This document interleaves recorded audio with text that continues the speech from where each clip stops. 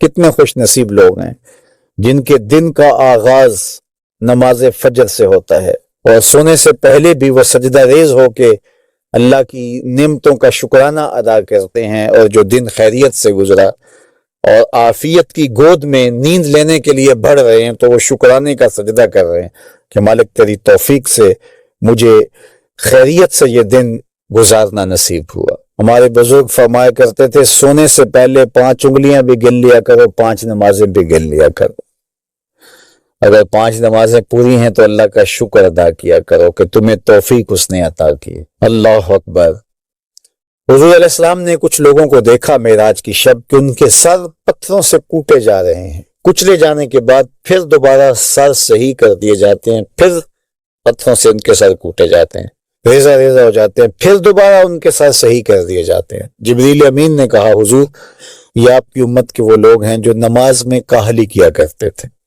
نماز میں سستی کیا کرتے، نمازوں پر بوجھ تھا کہ یہ وقت ہو گیا ہے اب پڑھنی پڑے گی،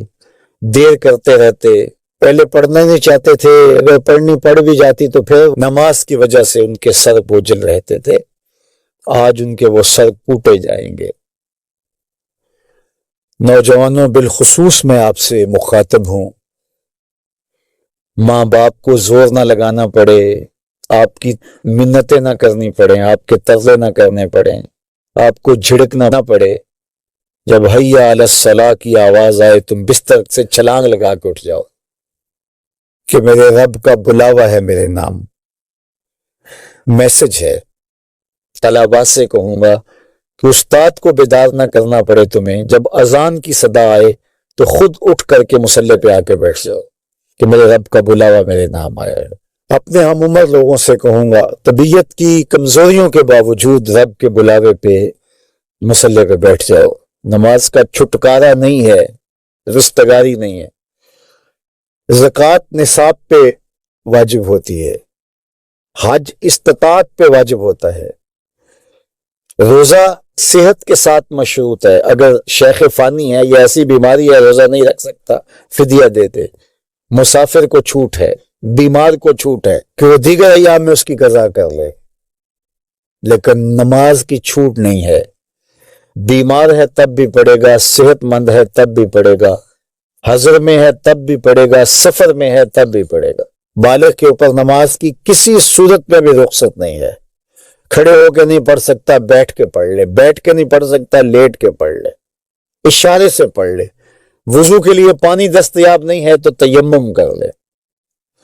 حالت سفر میں ہے قصر کر لے، آدھی پڑھ لے پوری نہ پڑھے، دشمن کے مقابلے میں ہے صلاۃ الخوف کی صورت میں پڑھ لے۔ یہ نماز کا مسئلہ ہے، اتنی اہم نماز ہے۔ تو جن کے سر بوجھل رہے نماز سے، سردیوں میں ہوتا ہے اوپر نیچے نمازیں آ رہی ہوتی ہیں، ابھی عصر پڑھ کے گھر پہنچے تو پھر مغرب کی آ گئی، مغرب کر کے پہنچے تو پھر عشاء کی آ گئی، تو کئی لوگ کہتے ہیں اے تو مولویاں نے تو چکی ایک، ابھی تو پڑھ کے آئے ہیں۔ تو کیوں شوق نہیں ہے تمہیں؟ ایک نماز کے بعد وہیں بیٹھ کے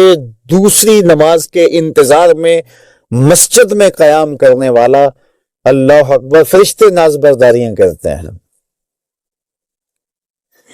مسجد میں صحابہ بیٹھ جاتے ہیں، ایک نماز پڑھی اب دوسری پڑھ کے جائیں گے، دوسری پڑھی تب تیسری پڑھ کے جائیں گے، اور جب نماز کا وقت آتا تو وہ انتظار کرتے کہ ابھی تک اذان نہیں ہوئی، اور حضور جب حضرت بلال حبشی رضی اللہ تعالی عنہ کو اذان کے لیے کہتے تو کہتے ارحنا یا بلال، بلال اٹھو ہمارے دل کو راحت پہنچاؤ۔ آنکھوں کی ٹھنڈک قرار دیا نا نماز کو، جعلت قرۃ عینی فی الصلاۃ، میری آنکھوں کی ٹھنڈک نماز میں رکھی گئی، تو یہ دل کا قرار ہے، راحت قلب محمد ہے صلی اللہ وآلہ وسلم۔ اللہ اکبر، یہ معراج کا تحفہ خاص ہے جو ہمیں نصیب ہوا۔